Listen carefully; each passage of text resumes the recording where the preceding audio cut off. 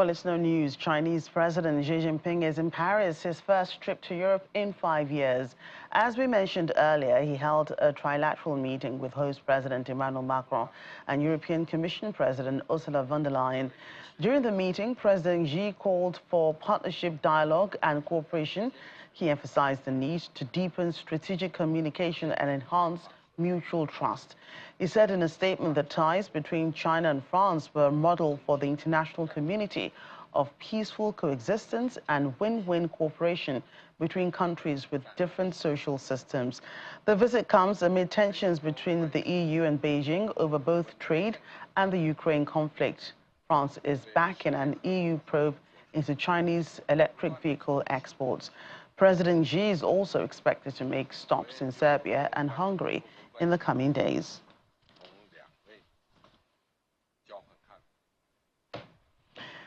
Outside of Europe now, former U.S. President Donald Trump's historic hush money trial has entered a third week in the Manhattan court in New York.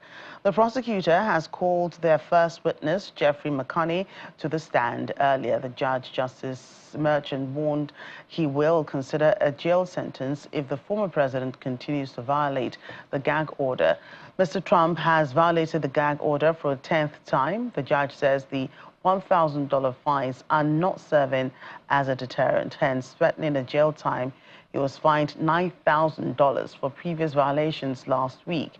He acknowledged that putting Mr. Trump in jail would be very disruptive to the proceedings, adding that Mr. Trump is a former president of the United States and may not be president again. Mr. Trump was held in contempt because he made public statements about the jury and how it was selected, raising fears for the safety of the jurors and their loved ones. The New York trial revolves around a 2016 hush money payment that Mr. Trump made to adult film star Stormy Daniels. Mr. Trump has pleaded not guilty to 34 counts of falsifying business records to conceal the payment.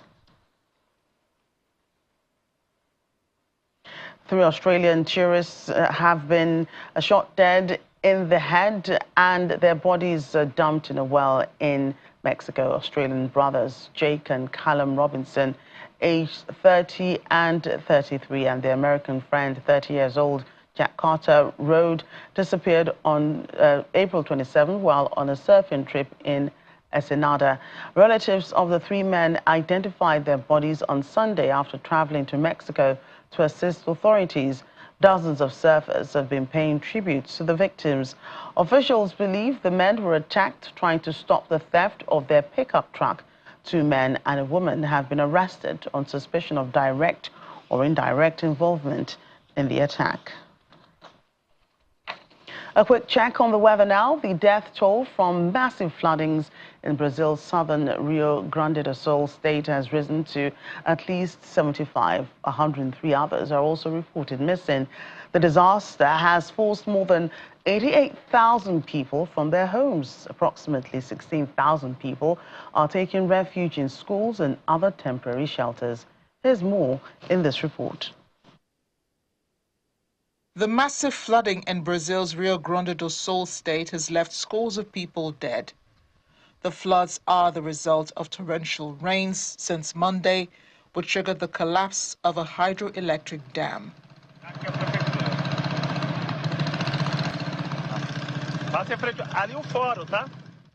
Massive swathes of land have been soaked in water, including houses and fields, all submerged in the floodwaters. People had to be evacuated by planes, who were then transferred to ambulances by soldiers on stretchers. Helicopters were sent to find stranded people, but in flooded areas, helicopters could not land normally and had to use winches to rescue residents. Governor Eduardo Leite suspended classes at state schools, urging all efforts to rescue people and save lives.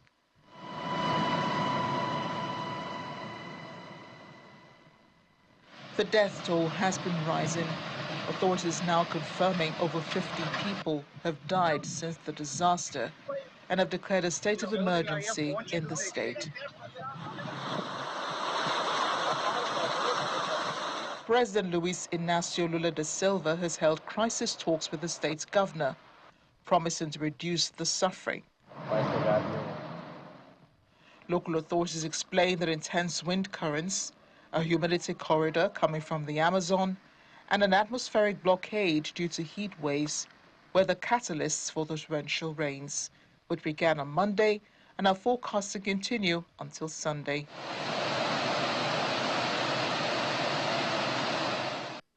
Hundreds of thousands of people are without power supply currently, and communication lines are down with no drinking water available. Local authorities are expecting the situation to deteriorate soon.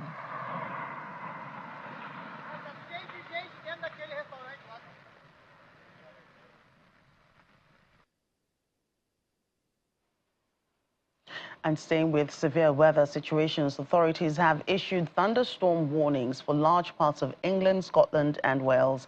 According to the Meteorological Office, heavy downpours could lead to flooding and travel disruption. It said up to 1.5 inches of rain could fall in a couple of hours in some areas, warning that flash floods could cut off communities. It adds it could also lead to difficult driving conditions, road closures and public transport delays. The latest warnings come after thunderstorms rumbled across southern England and Wales last week, with many people woken in the early hours of Thursday by dramatic lightning strikes. The UN Refugee Agency says heavy rains and flash floods have continued to hit parts of East Africa, impacting thousands of people, including refugees in the region. In April, UNHCR launched its first ever Climate Resilience Fund, which seeks to raise $100 million to support refugees, host communities in countries of origin hardest hit by the climate emergency. Our next report highlights the challenges many victims face in Burundi, Tanzania and Kenya as a result of the intense weather. In Burundi, around 32,000 refugees are living in areas hit by floods. 500 of them require urgent assistance. The UN Refugee Agency, UNHCR, met with some of the refugees in the capital, Bujumbura, to assess the situation. Some families, including elderly, have had to relocate multiple times. Njembo is a Congolese refugee who moved to Burundi in 2020. When I moved here in 2020, there was no water. Vehicles could drive up to my house. But when the water started rising, it filled the houses. As the years went by, the water levels kept increasing every season. This year, the water levels are very high. They are catastrophic. I don't know what to do. I don't have the means to rent another house to stay in. Access to food and other necessities is becoming increasingly difficult as people have to pay high transport fees to use canoes to reach markets and other amenities. The UNHCR says it is particularly concerned about people who had already been forced to flee, losing their homes again, showing how forcibly displaced people continue to be on the front lines of the climate crisis. The flooding forced me to move out. The water has been rising here. We're a family of 10, and there are children as well who are in school. I'm also a student. We often get late for class. When we moved here, we never imagined the waters could ever reach this level, but it kept rising, so we decided to move out. In Kenya, nearly 20,000 people at the Dadaab refugee camps have been displaced. Many of them arrived in recent times after fleeing severe drought in neighboring Somalia. Nearly 2,600 people are sheltering in 7 schools that have been extensively damaged. Several latrines have also collapsed, putting refugees at risk of deadly waterborne diseases. When the floods came into the house, I woke up my children. I tried to rescue them before the house collapsed. We ran towards the school. We were inside the school and stayed there for several nights. The water has receded, but we have nowhere to return to. No shelter, no latrines, no home. Other countries where displaced people are among the hardest hit include Somalia, with over 46,000 internally displaced people, in 5 locations south of the country, forced to relocate due to flash floods. In Tanzania, the Nyarugusu and Duta camps have been impacted. Roads within the 2 camps have been damaged, disrupting assistance and service. The UNHCR says it is working to deliver crucial aid and protection services to the affected people in Kenya and Burundi. For those in Tanzania, the agency is working with local partners to rehabilitate refugee shelters. Let's move down to South Africa, where former President Jacob Zuma's party says he will still attend a disciplinary hearing with the African National Congress on Tuesday, despite the ruling party saying it had been cancelled. Mr. Zuma was summoned by the ANC's National Disciplinary Committee last Thursday over his decision to join the new MK party last December, of which he's now the leader, despite still being an ANC member. The ANC had on Sunday announced it was postponing the meeting at its headquarters at the Lituli House in Johannesburg. An MK spokesperson says Mr. Zuma will be at the venue on Tuesday. Our South Africa correspondent, Innocent Samosa, joins us now. Innocent, glad to have you. Why is Mr. Zuma insisting on attending the disciplinary hearing despite its cancellation by the ruling party?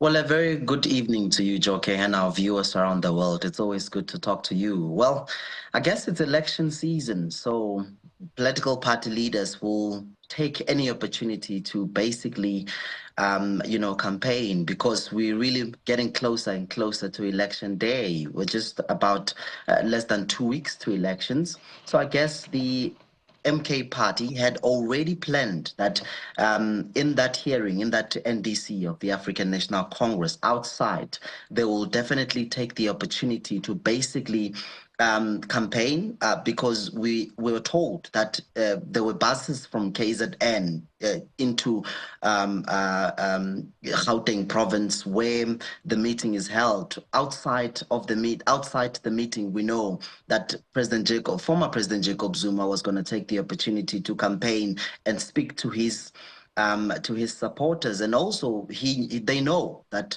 media will be outside, so therefore they'll get the airtime to really get their message across as we're moving closer to this particular election. But Joke, the ANC were told that they had to move this meeting because of fears of violence. They are concerned that because of what happened previously when the Democratic Alliance gathered outside Lituli House, there were violent, actions where there were incidents that were reported that were not exciting, to say the least. So they want to avoid that. But also the spokesperson, as you rightly mentioned, that they said that they're still going. He said that he does not guarantee the safety of Umkhonto weSizwe members and ANC members. So that just speaks to you that we might see scenes of violence. So the ANC, well, I guess we must give it to the ANC. They've been proactive, but also the person that told them to hold this meeting, I guess it was very much disingenuous given the fact that we're almost to election. And why now? Because they had ample time to basically summon or call former President Jacob Zuma, but they're doing it now. Maybe it's too little late for them to do that, Joke. Right, and just to be clear, Innocent, the former president is now leader of a different party, or is he a dual member of the ruling ANC? Well, in December in Soweto, he mentioned that he is not leaving the African National Congress, but is trying to fix the ANC outside, which now it's in collusion with the rules of the African National Congress. Section 25 does not allow him to participate in other political parties' activities. So he then is contravening that particular section of the ANC's constitution, because Joke, you would know that when you join a political party here in South Africa, it's a freedom of association, but that political party has its own constitution that members should abide by. So this Section 25, it bars members from participating, as I've indicated. I do not know if whether or not dual membership works in South Africa. It does not work. That is why I guess the ANC they're calling him to really, expel him officially because they suspended him. But technically, the former President Jacob Zuma still remains a member of the African National Congress. But it's quite confusing because how do you fix a party from outside? This just speaks to him saying that he does not want to vote for a ANC of President Cyril Ramaphosa. He is of a view that the party, the ANC of President Ramaphosa is corrupt, and he's not going to vote for a corrupt party. So I guess that is why the ANC saw it fitting to perhaps call him and perhaps expel him officially. But why now? That's the question, because they had a lot of time to do that, Joke. As you said, it's political season, and this perhaps are all political moves to ensure the Umkhonto we Sizwe party does not stand a chance in the upcoming polls. Tell us, Innocent, what dent this party has made in South Africa's political landscape in this short period of time? Well, I think it has made a lot of impact. But the markets were not happy. I remember when it was initially announced, the markets didn't do well. There was a lot of panic from investors rather. But in KwaZulu-Natal province, I can tell you now that they are the kingmakers. Even the economic freedom fighters is worried about, Umkhonto we Sizwe party, because that's where former President Jacob Zuma is most popular in KwaZulu-Natal province. And in fact, the economic freedom fighters, they also mentioned that the MK party is a party that they want to start talking to, because we really moving into a season of coalition government, I guess, because of what we've witnessed previously. It does seem as though citizens really want these political parties to go work together, but it's still challenging for them to compromise some of their, manifesto pillars, if I were. But be that as it may, in Gauteng, they might not do well.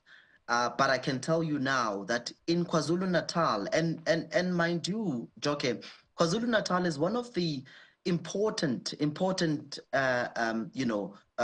province for the African National Congress.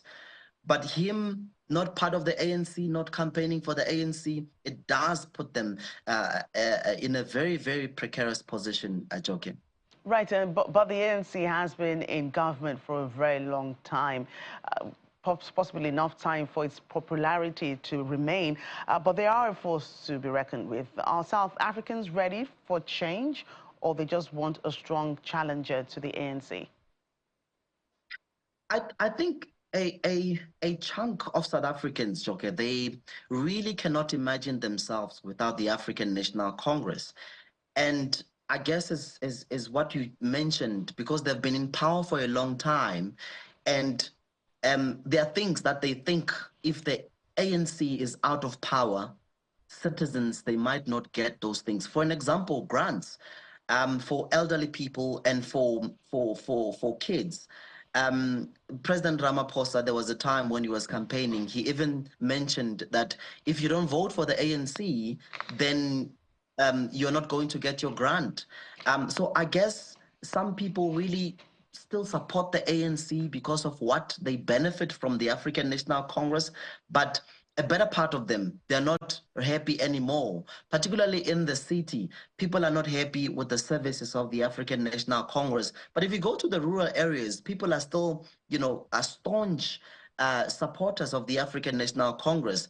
Hence, you find that they've got many wards, they win by-elections, they win provincial elections, they have majority in the legislature in different provinces. But when you come to the city, for an example, in Gauteng province, it's coalition. For an example, our mayor here is not an ANC mayor, but ANC is majority. So that just speaks to you that in the city, the services are different and people are asking questions because the ANC, yes, people have water. Yes, many people have electricity, but the electricity that is not available at times. But now because we're moving into elections, Joke, we have not had load shedding. So I guess it's part of the ANC's campaign strategy. Right. But yeah, it does seem as though it's going to be a very interesting time moving into this particular election, Joke. Right. Thanks again, Innocent. Thank you, colleague. Let's talk more politics, this time in Panama, where Jose Raul Molino has won the country's presidential elections. More than 3 million Panamanians were eligible to vote in the elections. 81 mayors, 71 members of the National Assembly, and 20 members of the Central American Parliament are also expected to be chosen in the general polls. At stake for the new leader is the Central American country's woes with government corruption, a severe drought that has affected maritime traffic in the economically important Panama Canal, as well as U.S.-bound migrants passing through Panama's jungles in droves. Mr. Molino is expected to lead the country until 2029. In Africa, residents in Chad are voting in the country's presidential elections, making way for the Central African nation to become the first junta-led states to move to democratic rule. The transitional military leader, General Mohamed Deby, is facing 9 opponents in a poll analysts say is widely expected to win. General Deby has been in power since the death of his father, Idris Deby, who himself ruled the country for 3 decades. Chad's election is a milestone for countries in West and Central Africa that have fallen under military rule since a spate of coups began in 2020. However, opponents say the vote is an attempt to legitimize a dictatorial dynasty. They decried what they allege to be irregularities in polls and have called for a boycott. Top Zimbabwean officials are in South Africa to drum up support for the country.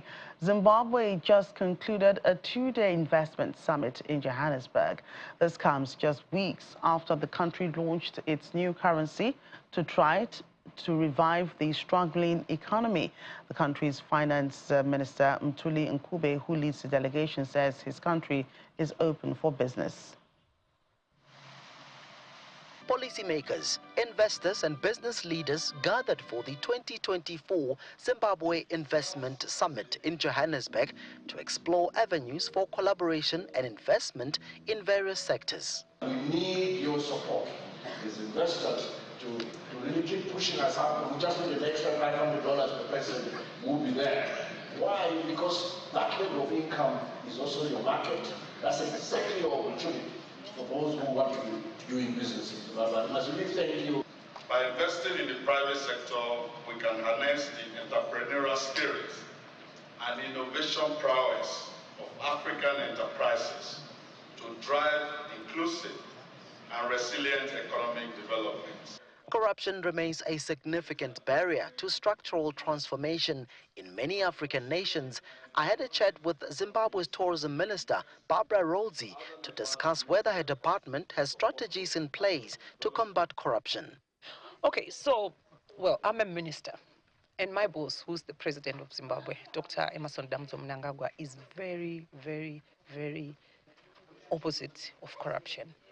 A minister himself, if you are involved in corruption or you are known to be one, you're fired right away. And the law should deal with you. And of course, we have officers in our system. And I can't totally deny that there could be corruption somewhere, but I should safely tell you that it could be things of the past. Right now, try to come to Zimbabwe. Things are so transparent. We're trying by all means, to eradicate corruption in the country. Delegates are telling me that collaboration amongst African nations is vitally important. The elders always like to say, alone you can go faster, but when we work together, you'll go far. Because now we share ideas, and when we work together, because all of us got different skills, and then from then, our results, we'll be able to achieve them. We have the ministers from different sectors, right in our midst, addressing us. There are so many questions and concerns that we had, and we had no answer to them. But today, with this platform, we managed to get all the answers that we've been looking for. As conversations progress and agreements are reached, the question lingers: is Zimbabwe truly open for business? Your guess is as good as mine. From Kempton Park, Johannesburg, Innocent Samosa, Channels Television News. And finally on the program, more than 10,000 contemporary artworks from around the world went on display at the 10th Annual Dubai Exhibition. The art includes spectacular crafts from artists from countries including Russia, Japan and Iran. They showcase diverse range of paintings, sculptures and digital art, with some arts even being created live in front of visitors. Over 400 galleries and individual artists from 60 countries are taking part in total. Prices of the artwork range from $100 to $20,000. Hi, I'm Mahsa Shayeri. I'm sculptor from Iran. My art is kind of recycle art that I'm kind of earth supporter. I'm kind of environmentalist. This painting is about the miracle. It conveys the message of the miracle of love, which means happiness and peace. Every time I look at this scene, my heart is filled with love and ready to accept the miracle. I don't think anymore. just a feeling. That's it.